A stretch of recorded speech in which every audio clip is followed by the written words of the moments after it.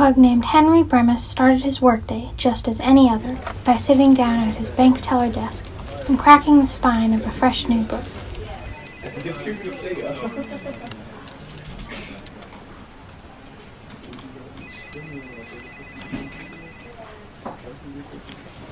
He adjusted his glasses, which were obnoxiously large and magnified, but they were, in fact, quite vital to his vision. Mr. Bremis was deep into his novel when he heard a disgruntled harumph. Mrs. Chester was quite upset that he'd given her too little change.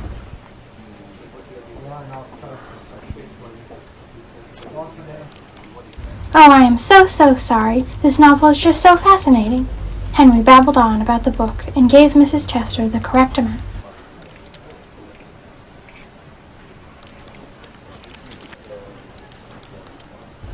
But once she had her money, she couldn't leave the self-involved man's presence sooner. Later that day, Mr. Bremis was called into his boss's office and had quite the talking to. He was very close to the edge of getting fired.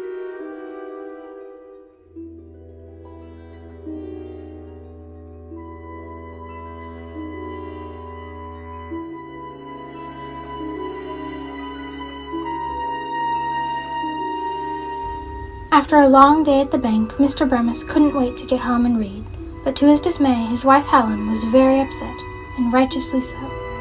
Henry Bremis hadn't said a word to her all day. His nose was in a book so often it must have been stained by the ink. Helen was so filled with rage she scribbled in Henry's books.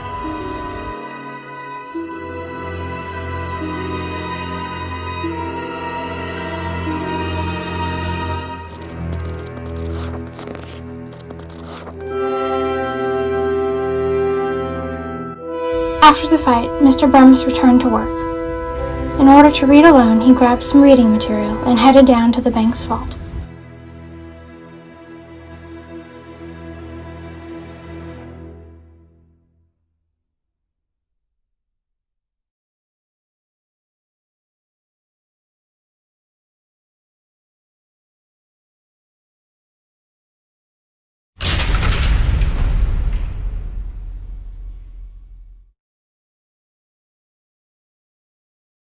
Mr. Bremis began to catch up on the paper, but he found the headline ever so worrisome.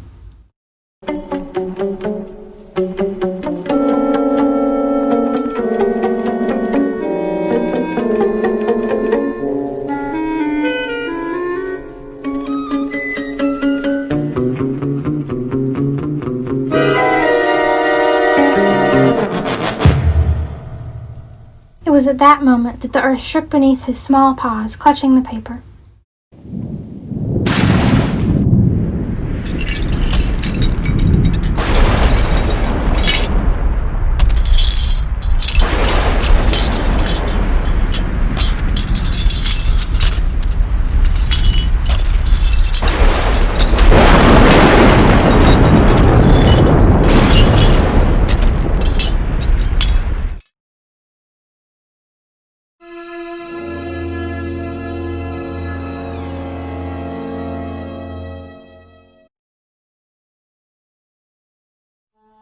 After the ground settled, Henry emerged from the vault.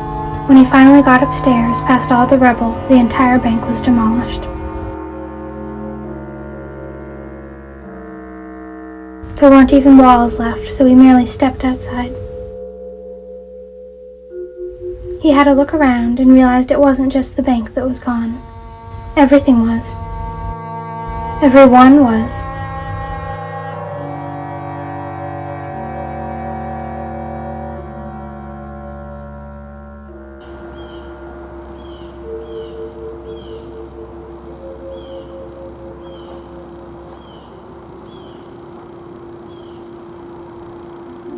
A few hours after the colossal destruction of Earth, Henry forged a can of beans, which he ate solemnly.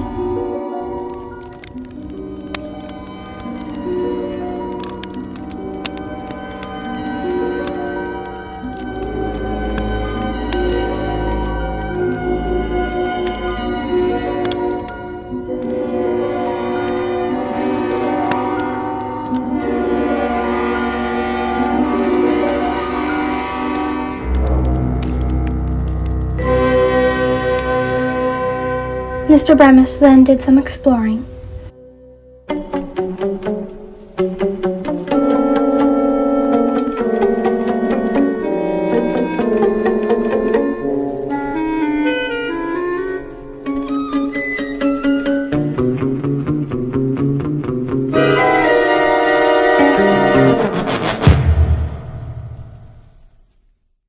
What he found was the remains of a library.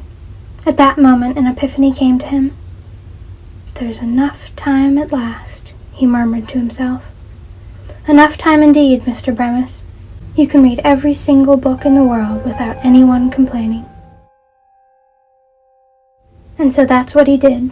He sat down and began to read, a little too joyously for a man whose earth was just shattered hours ago.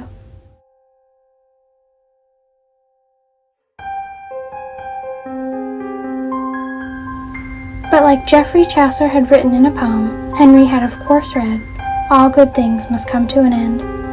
Mr. Bemis stood and reached for a new book, but his glasses fell.